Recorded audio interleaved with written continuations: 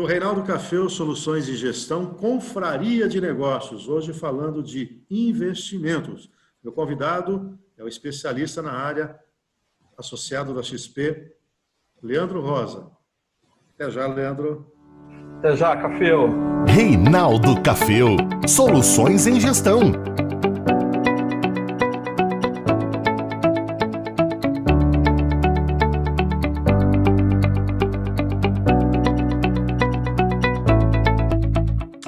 Olá, você aqui ao vivo conosco no YouTube.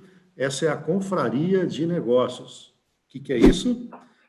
Profissionais da região de Bauru, estado de São Paulo, atuam nas organizações, orientam sobre investimentos, prestam consultoria, são coaches. Esses profissionais se reuniram e criaram a Confraria de Negócios.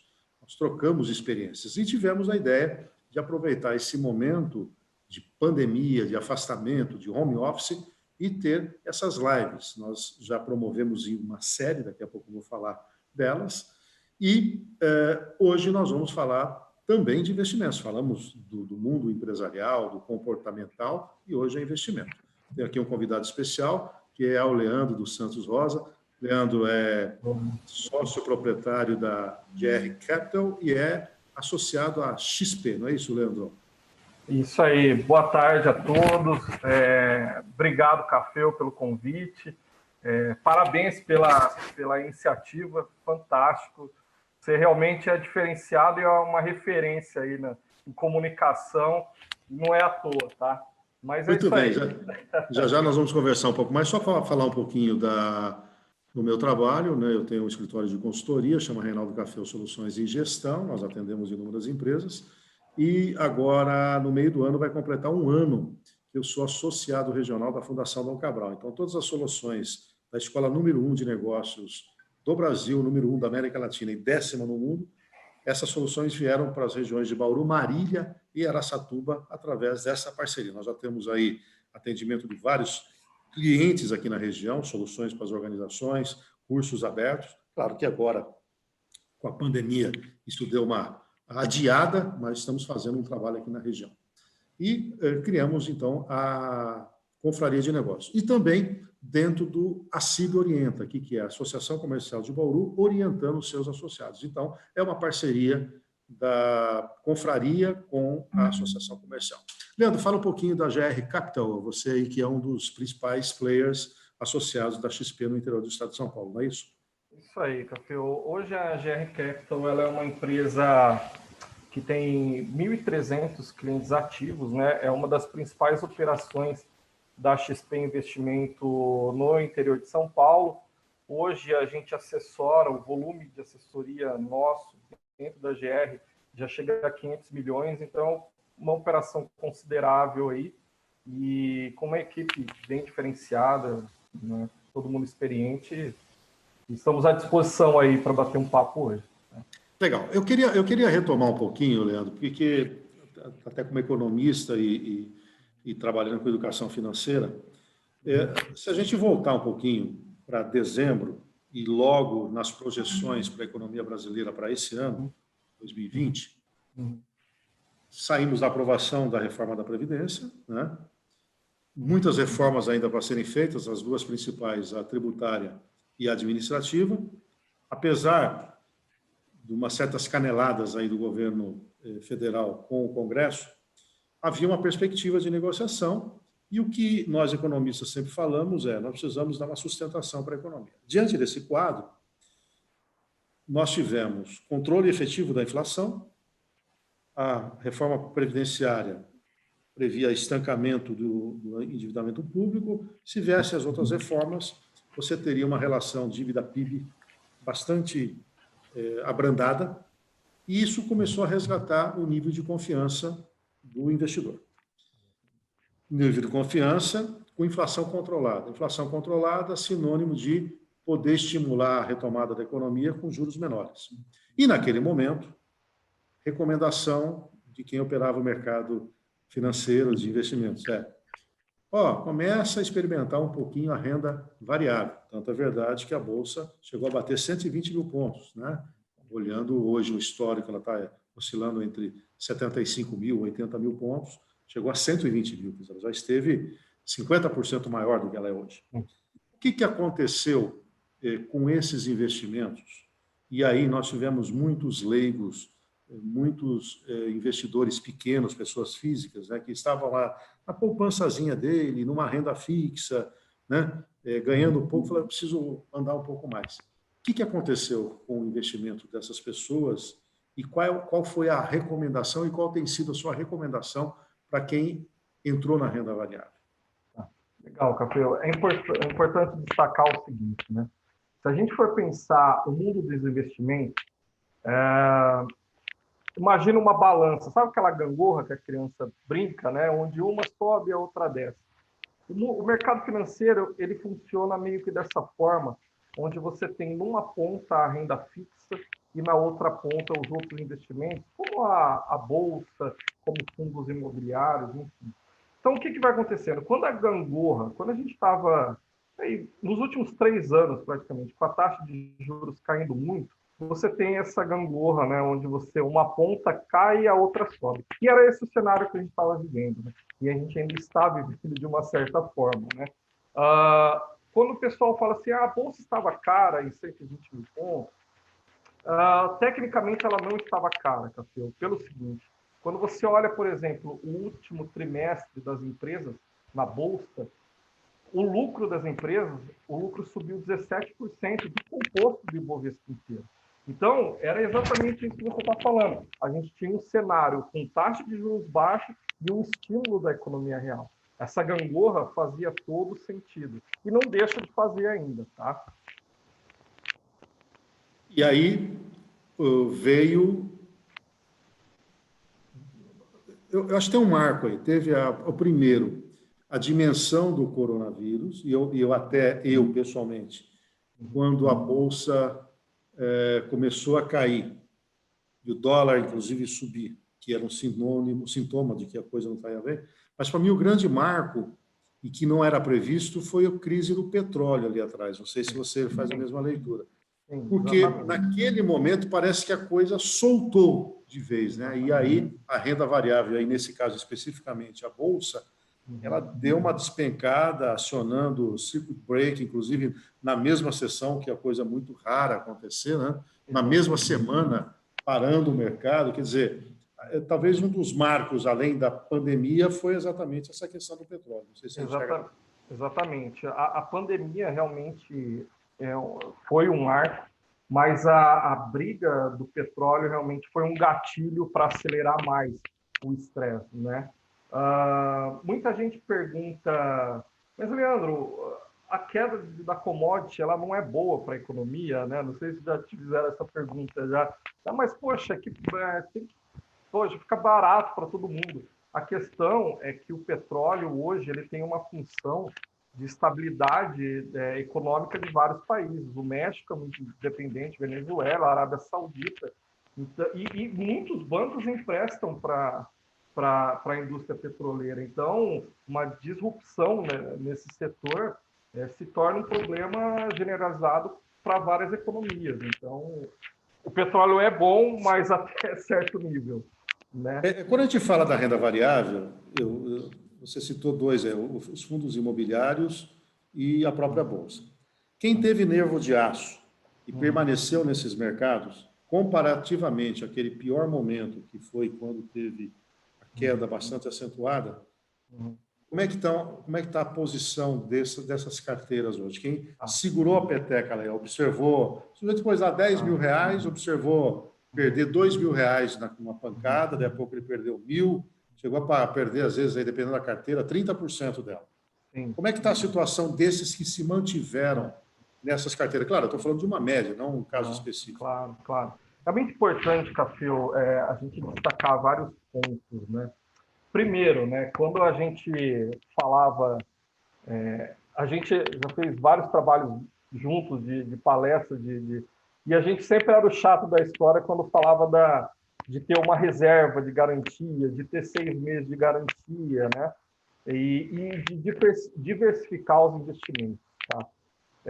Hoje, por exemplo, a gente tem aqui 1.300 clientes e a gente viu um cenário Isso aí foi um cenário generalizado, tá? Não foi. A gente viu muito quem estava saindo de bolsa, de fundos imobiliários, era o estrangeiro querendo segurança, né?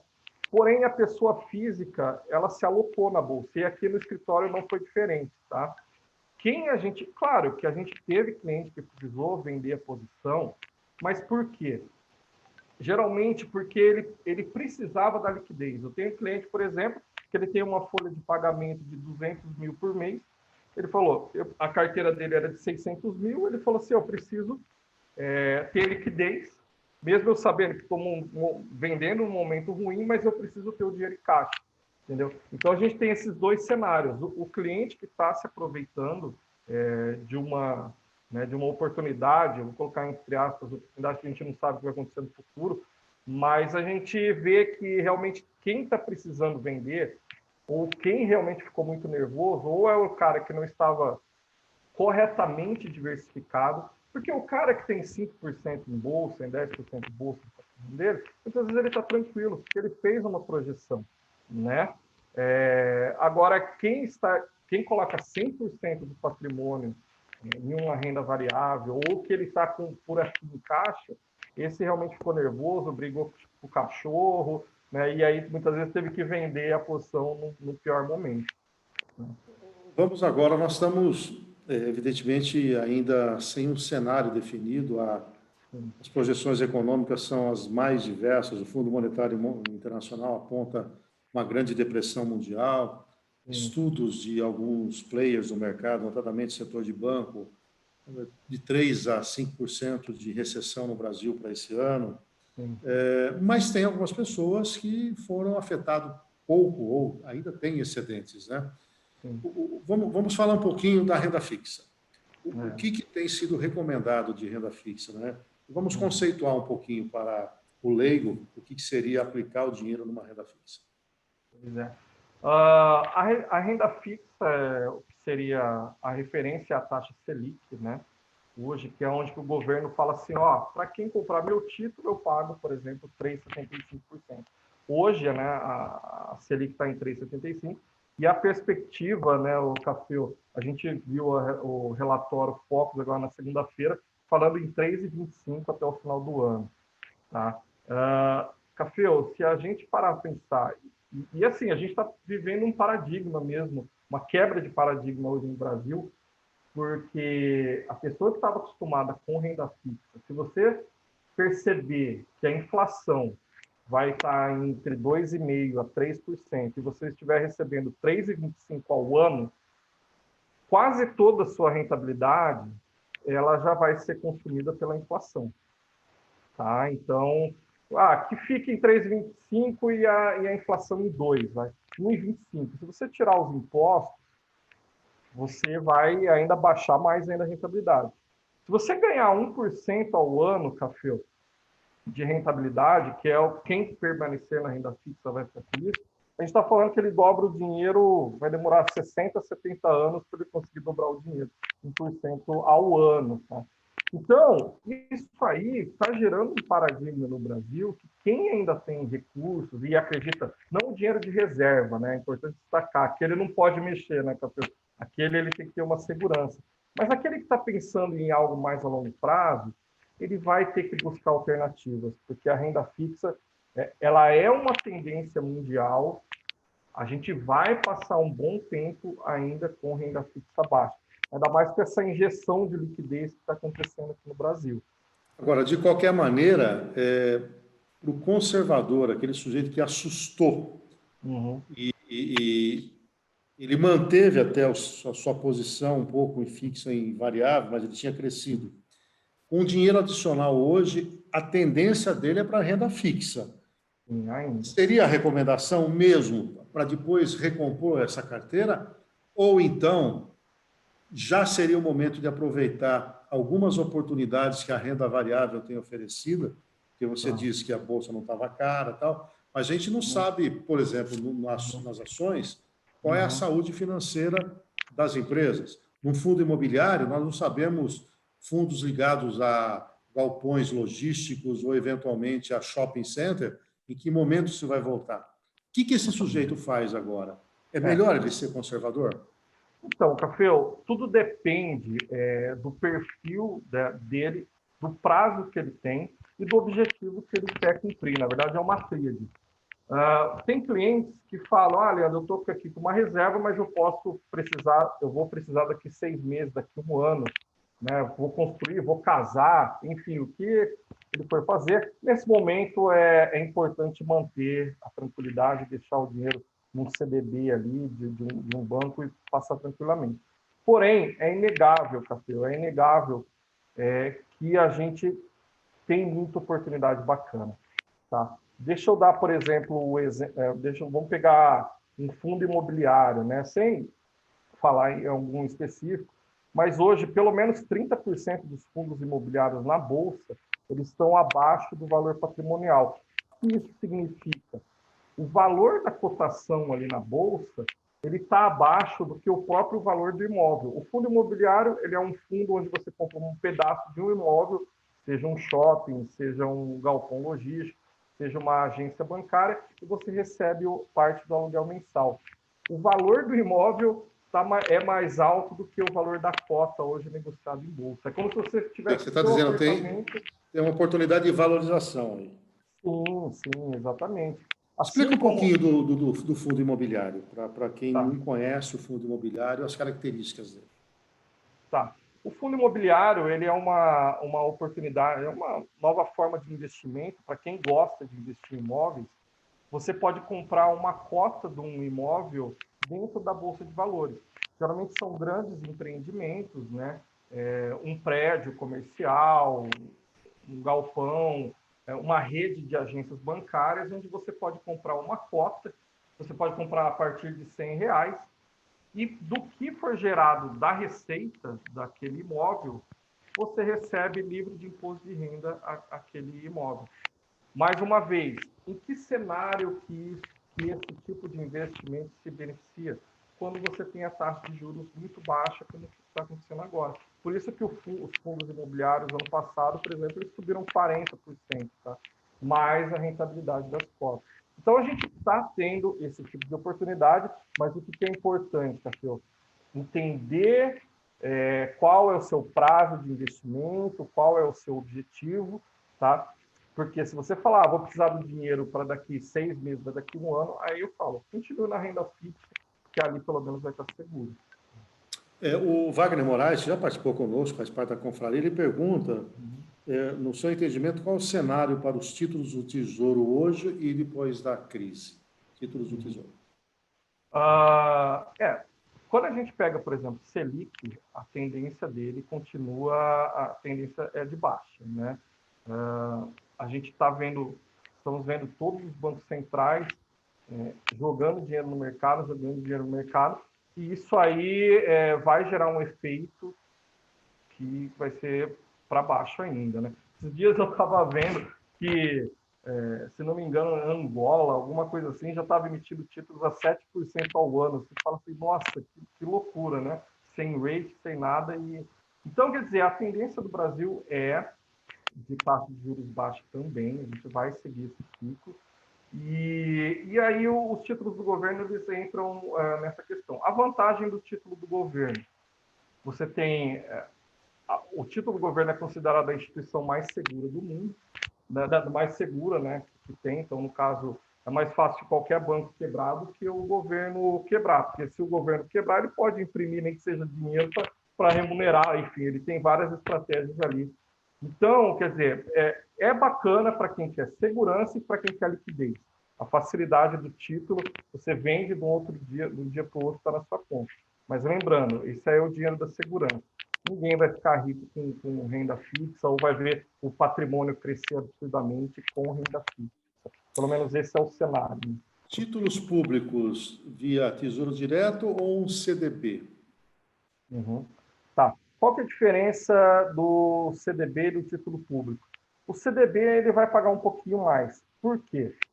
Tudo no mercado financeiro é relação risco-retorno, né? Tudo aquilo que você tiver um pouquinho mais de risco, mesmo que você considere um risco baixo, por exemplo, é um risco ter um CDB do Itaú, é um risco ter um CDB do Banco do Brasil, de certa forma porque ela é uma instituição teoricamente mais frágil do que o governo. Então, o CDB ainda é melhor do que... E, principalmente, uma questão que a gente tem que lembrar é que o título do governo ele tem taxas administrativas, né? Você tem, né, apesar de ser pequena, mas tem isso aí acaba comendo um pouco da rentabilidade. Então, uma conta mais ou menos assim, se você pegasse hoje um título do governo aí, contando as taxas, ele vai dar 3,5 ao ano, vamos pegar.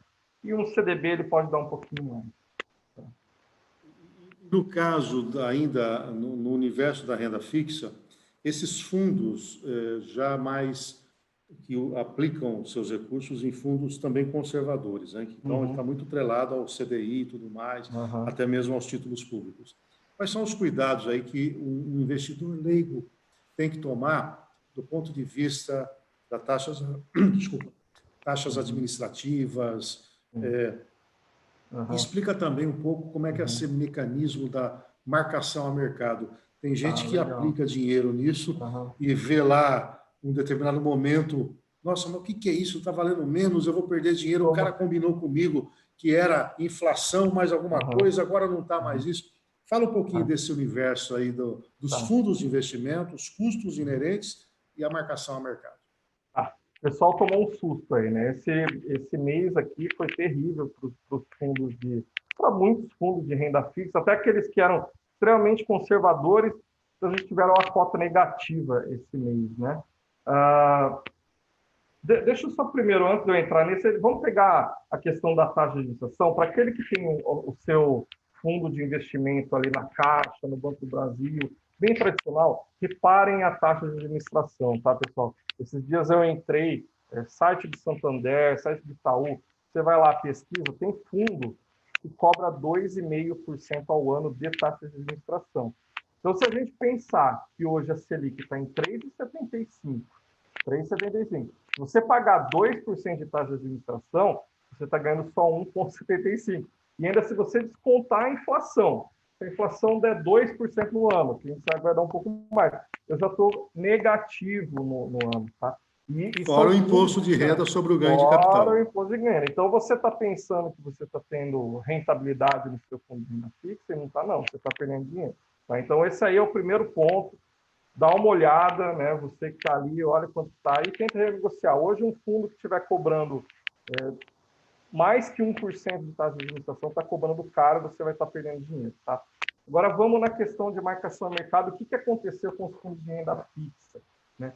Fundo de previdência perdeu rentabilidade esse mês. O que acontece, gente? Quando um fundo ele é montado, ele vai lá, ele compra o CDB do Bradesco, ele compra título pré-fixado, ele compra debênture, ele faz uma carteira ali de 100 instituições diferentes, 100 títulos diferentes. Os títulos, eles têm um preço, tá? Então, imagina que você compra algo por R$80 e no vencimento dele ele vai custar R$100. É dessa maneira que o título é precificado, tá? O que aconteceu no mês de fevereiro? Você tinha ali muitos títulos, por exemplo, que custavam R$90, um exemplo, e você teve uma pressão vendedora muito grande, todo mundo querendo resgatar em função dessa estabilidade da pandemia. O gestor do fundo, ele é obrigado a vender aquele título, ele tem que entregar aquele título para alguém. E muitas vezes não tem comprador no mercado secundário. E aquele título que valia R$90, ele teve que entregar 80. Nisso que os títulos voltam para 80, ele tem ali a precificação no fundo, a cota inteira cai. E aí você vê fundos de renda fixa esse mês que caíram 5%, 4%. E a pessoa fala, nossa, o que aconteceu? Foi exatamente essa marcação ao mercado. E aí você pergunta, nossa, mas vai continuar desse jeito? Depende. Se você tiver um volume muito grande de resgate, onde os fundos precisam empurrar os seus títulos para o mercado, ele pode cair mais. Mas caso isso não aconteça, ele volta para uma taxa normal. Tá? Não sei se você responde, Café. Quando vamos pensar ainda na marcação a mercado para avaliação de carteira de maneira periódica. Eu fui numa plataforma como a da GR, a XP, ou fui até num banco tradicional, e eu apliquei meu recurso num fundo de investimento que ele prometeu Selic mais uma taxa de juros.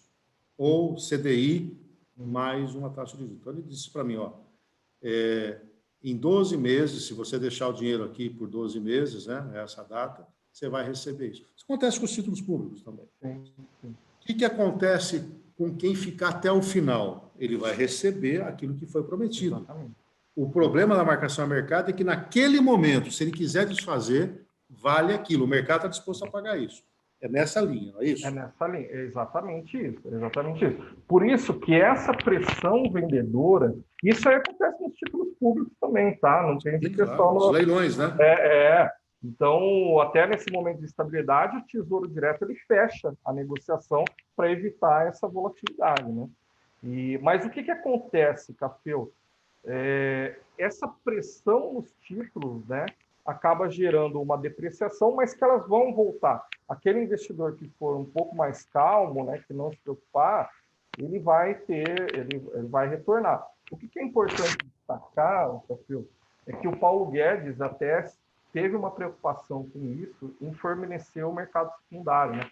O Banco Central estava proibido desde 2000 a comprar no mercado secundário, e agora eles estão esperando uma aprovação para retornar isso. E antes que o pessoal comece a criticar e fale assim, mas vai colocar dinheiro público para proteger os investimentos. A questão não é só essa. A questão é que, além dele fornecer tranquilidade para o mercado financeiro, você tem a questão que você pega a empresa daqui de Bauru, por exemplo, que está precisando pegar recursos, né? Quando o mercado financeiro, no fundo, ele é um só. Quando você pega o CDB do Bradesco, que ele está muito desvalorizado, e se o fundo vai lá e olha assim, eu posso pegar o fundo do CDB aqui do Bradesco recebendo 10% ao ano, para que eu vou emprestar ali para a empresa de Bauru, se eu posso pegar um Bradesco recebendo 10%, eu não corro risco. E aí, o que acontece? As pequenas empresas, elas são obrigadas a captar o dinheiro muito caro. Então, essa recompra que o Paulo Guedes quer fazer no mercado secundário não é para proteger os fundos de investimento, é para proteger esse pequeno empresário para que ele não pague muito caro no empréstimo dele, né? Que aí ele faria uma ligação direta. Se eu não me engano, é uma proposta de emenda constitucional, né, que tem que sair. Ó, o Instituto Financeiro Tiago Souza. O Tiago Souza, conhecemos ele. Ele está dizendo aqui que os fundos de investimentos imobiliários vão pagar poucos dividendos nos próximos meses, mas no longo prazo vai voltar ao normal. É isso mesmo, né? Sim, é isso aí. Você tem, por exemplo, fundos de shopping, né? Que os shoppings estão fechados. E aí, o que acontece? Não tem receita no shopping. Então, a reserva de caixa que o fundo tem, eles vão segurar, né? Para assim que a economia reabrir, eles voltem a receber dividendos. Tem vários fundos de shopping, especificamente, que eu comentei, com o preço da cota abaixo do valor patrimonial. Jorge Figueiredo está te parabenizando aí pela explicação da renda fixa imobiliária. Ele agradece. E o Renato Miguel também aqui interagindo conosco, dizendo ótimas explicações. O Wagner Moraes volta com uma pergunta. E o CDB, é melhor investir nos grandes bancos ou nos pequenos bancos? Aí, talvez ele queira dizer sobre aqueles bancos de segunda linha que normalmente oferecem um CDB com 130%, 140%, 150% do DI, enquanto um banco de primeira linha, você vai lá e te dou 90% do DI. Explica um pouco isso aí para o Wagner e para quem está nos acompanhando. É importante, Mark. Claro que, igual eu falei, tudo no mercado financeiro é relação risco-retorno. Se você vai correr mais riscos com um banco menor, você tem que ser melhor remunerado por isso, tá? Então, você pode investir no banco menor. Importante lembrar, existe o Fundo Garantidor de Crédito, tá? Que até R$250 mil por CPF e por instituição, até o limite de R$1 milhão, você está garantido. O que significa? Investir no banco com chinchina lá, né? E o banco quebrou. Aconteceu recentemente com aquele banco, com aquela financeira da casa, né? Quebrou, o que acontece? O FGC vai lá e remunera os investidores. É um seguro que existe no país para que os pequenos investidores não sofram. Então, para responder o Wagner, eu aconselho, né? Até R$ 250 mil você pode investir de forma tranquila. Acima disso, eu sugiro que você vai fazendo a diversificação. É importante esclarecer, né, que o fundo garantidor ele não atinge fundos de investimento, né? Exatamente. Basicamente conta corrente, CDBs, poupança. Tem mais um, hein?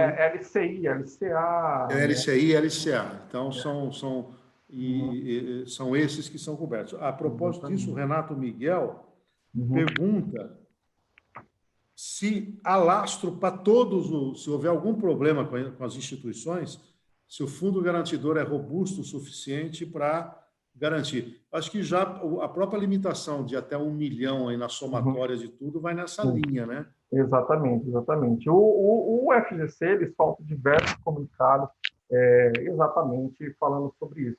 E o que é interessante, né, uma maneira inteligente que o FGC está adotando, né, é que muitas vezes ele nem está resgatando, deixando os bancos médios quebrarem para acionar. O que geralmente eles fazem é uma forma de alguma instituição comprar aquele banco que está com problema, porque você evita uma série de problemas do FGC ser acionado, né, problemas na credibilidade do sistema financeiro, é uma E a saída. própria liquidação que o Banco Central faz, ela é muito dolorosa, né? Até chegar lá. O Fábio Losnak, ó só a nossa responsabilidade, hein?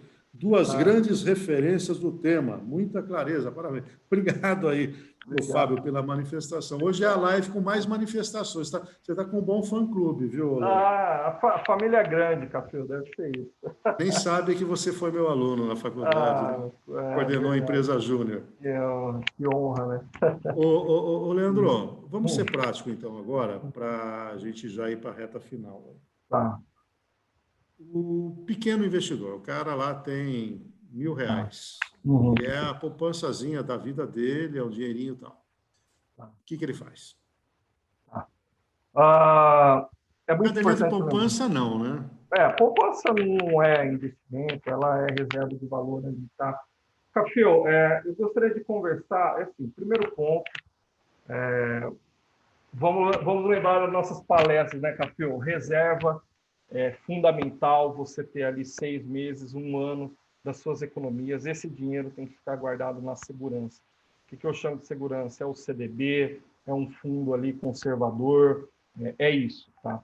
Agora, Leandro, eu tenho o meu sonho de eu me aposentar com os meus investimentos ou algo bem a longo prazo. A gente está vivendo um momento diferenciado no mercado, tá, Cafio? Eu já falei de fundos imobiliários, eu quero destacar um pouquinho mais para o Bovespa. Lembrando que a gente tem empresas com 2 cenários. Uma daquela que ela vai sofrer momentaneamente. Vamos pegar aqui as elétricas, por exemplo, né? Um setor fantástico, que paga muito bom dividendo. Você tem, por exemplo, ações do Banco do Brasil, sem querer dar recomendação, mas, por exemplo, o Banco do Brasil hoje estava abaixo do valor patrimonial dele, é uma das ações que tem um valor patrimonial. Tá? Então, enfim, você tem uma oportunidade, se você pegar a Lojas Renner, uma empresa que foi fundada aí na década de 30 e que ela parou agora, mas ela tem caixa e provavelmente ela vem mais forte, porque muito concorrente vai fechar dela ali, infelizmente. Então, quer dizer, você tem algumas oportunidades. Você tem alguns pontos de atenção, e eu precisava falar nessa live sobre essa, por exemplo, Petrobras, que é uma queridinha do mercado, né? Todo mundo só pensa em Petrobras em Vale. Petrobras, gente, não é mais a mesma empresa do que era antes do carnaval. Petrobras estava R$30, hoje está 15. Mas a gente tem que lembrar que o petróleo estava 60 e hoje está 28. A Petrobras sabe que ela vai ter problemas. Tá? Então, o que é importante? Antes de você mudar da Petrobras, muitos têm ainda recursos aplicados na Petrobras do Fundo de Garantia, lá de 2000. Sim. Segura nesse momento? Não é hora de vender. O que é importante destacar, Cafeu? E também tem a Vale, né? Também tem a Vale. E a Vale também. A Vale foi em 2002. Exatamente. 2 excelentes casos que vai espelhar muito o que eu quero dizer agora. A Petrobras, ela tinha um produto que ela fez todo o projeto dela baseado em petróleo a $60 e hoje o petróleo está a $30. Extrair dinheiro do pré-sal é muito caro. Então, a gente pensa o seguinte, não estou querendo dizer que a Petrobras vai quebrar, ela é uma excelente empresa. Nesse momento, a Petrobras já está fazendo o programa de demissão voluntária deles, que é para enxugar, eles estão fazendo várias atitudes. Eles estão... Mas o que eu quero dizer, aquela empresa que faturou, aquela empresa que lucrou ano passado, foi o lucro da Bolsa, o maior lucro do Brasil, de 40 bilhões de reais. Esse cenário é muito difícil para ela, tá? Apesar de ser uma excelente empresa. Tá? Se você pega a Vale do Rio Doce, é uma empresa que tem grande parte da receita dela em dólar, e o dólar está aí 5 e pouco, e a Petrobras tem grande parte da dívida dela em dólar. Então, olha como que são cenários diferentes.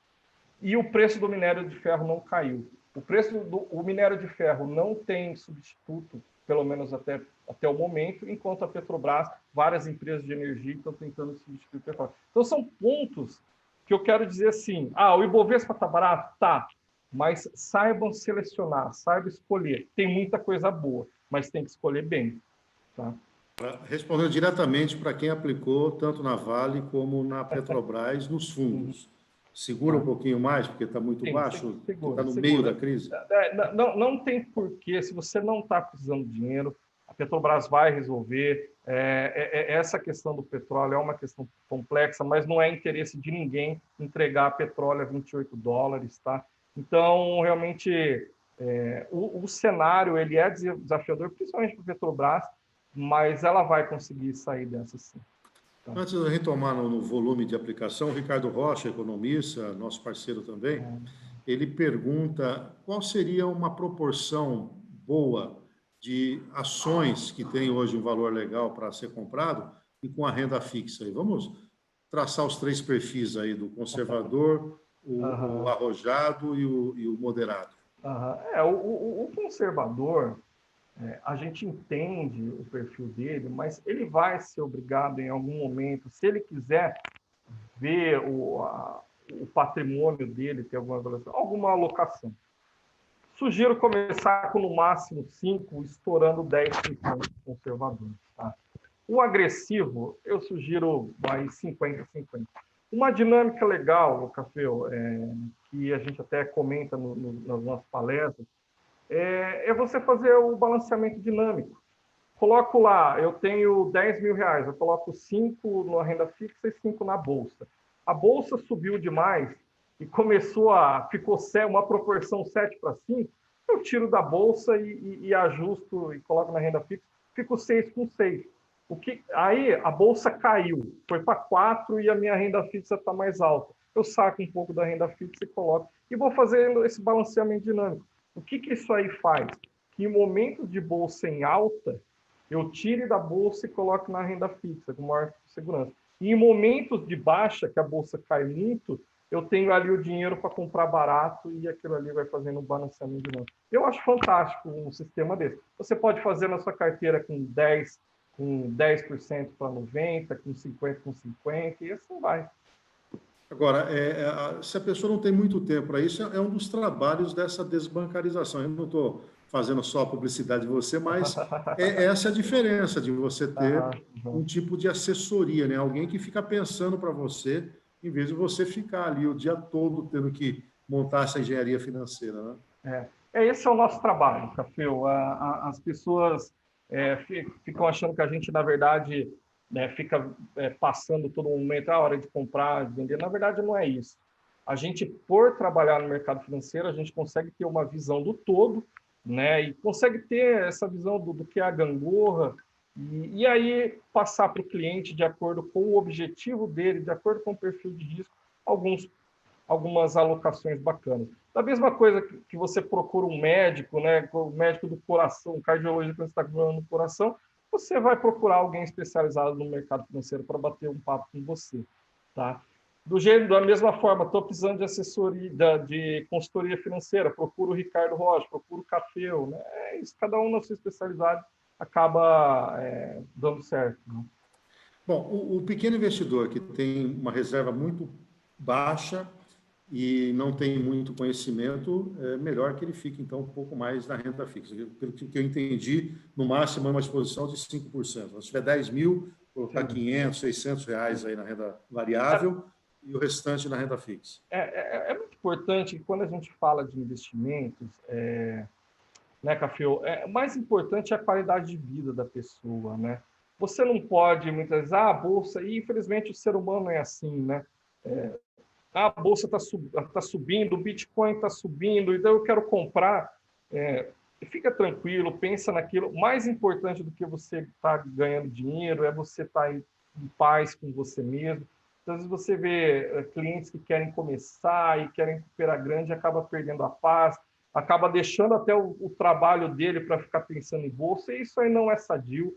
Existem vários estudos que mostram que a pessoa que fica ali muito apegada no mercado financeiro só é destrutivo para ele, tá? E aí, assim, a gente já deve estar finalizando, né? Mas o recado final, essa crise é séria, então a pessoa que não tem tanto, preserve o caixa. Agora, o fundamental, o mercado financeiro sempre vai existir, bolsa daqui 50 anos vai continuar existindo, conserva a sua paz e o seu caixa nesse momento, e assim que você sentir que o seu negócio está indo melhor, aí você vai fazendo as alocações. Isso para as empresas também, né?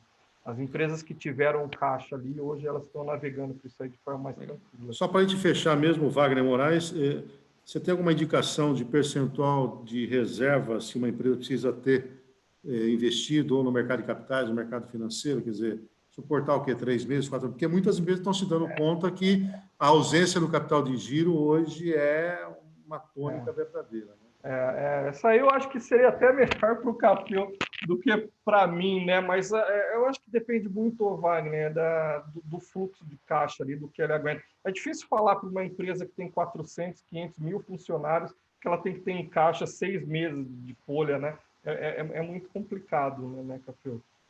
Então... Ficou alguma coisa que a gente não conversou? Você quer alguma orientação adicional? Dentro do horizonte aí de mercado, nós estamos falando aí que, dependendo da situação da pandemia, qualquer cenário mais, vamos dizer, tranquilo aí para o segundo semestre desse ano. Né? A XP fez uma pesquisa recentemente com os gestores de fundo e pessoas do mercado financeiro, e a perspectiva aí é retomada em torno de agosto e setembro da economia. Tá? Até estudos de petróleo também, de demanda de petróleo, estão começando a trabalhar com essa retomada, né, nessa região. Tá? Bom, quem quiser saber mais detalhes de investimento, como é que fala contigo? Você tem um e-mail, tem um... Entra no nosso site grcapital.com.br, tem o Instagram, GR Capital, estamos aqui no Metropólio, estamos em Assis, em Marília, em várias cidades. E hoje tudo é online, né? Hoje pode mandar um recado para a gente que a gente retorna ali pelo Instagram, pelo Facebook. Leandro, obrigado aí pela sua participação, tá? Lembrando que a confraria... Bom, logo depois aqui que terminar esse ao vivo, já a gravação vai estar depositada lá no Reinaldo Café Soluções de Gestão. Você vai encontrar lá o vídeo que a gente gravou com o Wagner Moraes, falando de vendas nesse momento de crise. Depois nós tivemos um bate-papo sobre linhas de financiamento com Marcos Ferrari. O Dr. Fábio Maia trouxe informações sobre gestão de contratos. Depois nós tivemos a participação da Maria Elvira Scapel, que falou sobre saúde emocional durante o isolamento. Depois nós tivemos o bate-papo com o Milton De Biasi, falando de liderança em tempos de crise. O Gustavo Cândido esteve conosco falando de cultura digital. Ontem nós tivemos com o Carlos Moreira falando de planejamento orçamentário, fluxo de caixa, e agora investimentos. E amanhã, para a gente encerrar a série amanhã, viu? Aí esse rapaz aqui teve uma ideia, mas vamos lá, deixa eu falar de amanhã. Paulo Milreu, sócio lá da empresa Inteligência Digital. O tema é trabalho remoto, o que é e como utilizar imediatamente com a sua equipe. Nós iríamos encerrar amanhã, mas aí, como é véspera de feriado, eu propus para a confraria ter um encontro de todo mundo que participou, inclusive alguns parceiros que não puderam participar. Então, nós vamos ter, na segunda-feira, às 18 horas, um grande painel, vai ser um Big Brother da confraria. Nós vamos nos encontrar para avaliar tudo que nós conversamos, dar outras dicas Portanto, o time todo e mais o próprio Ricardo Rocha, que não pôde participar, e outros parceiros, estarão nessa segunda-feira, às 6 da tarde. Então, nós vamos encerrar com chave de ouro, com todo mundo participando simultaneamente nessa plataforma. Legal, né, Leandro? Poxa, legal, legal, bacana. Cafeu, agradecer aí a presença de todo mundo, sabe que é uma honra e a admiração que eu tenho, né, por você, primeiro por ter sido meu professor, por ser seu estagiário, e hoje a gente podendo fazer tanto trabalho junto aí, para mim é uma honra. Eu sinto o maior orgulho, você é a minha, sempre uma referência que eu cito de quem pode trilhar um caminho, mesmo estudando em escolas do interior, dá para você se fazer, porque você não precisa, porque você está longe dos grandes centros, imaginar que você não tem como adquirir conhecimento. E você, desde sempre, foi buscando, e hoje aí é um profissional bem sucedido, referência, e tem muita alegria de coordenar junto com você aí os trabalhos ligados à educação financeira da GRK. Legal, obrigado. Forte abraço, Leandro. Muito obrigado. Abração, Você pessoal. aí, compartilhe os nossos vídeos, divulgue. Amanhã, então, 18 horas, aí com o Paulo Milreu. Paulo Milreu, nós nos conhecemos aí do século passado. Vamos bater um papo legal aqui. E essa grande surpresa para você que não estava no programa. Em segunda-feira, o time todo aqui reunido com um grande Big Brother sobre gestão de crise. Até lá. Obrigado aí à Associação Comercial pelo apoio, também à Fundação Dom Cabral e, claro, todos os parceiros que estão participando aqui conosco. Tchau, até a próxima.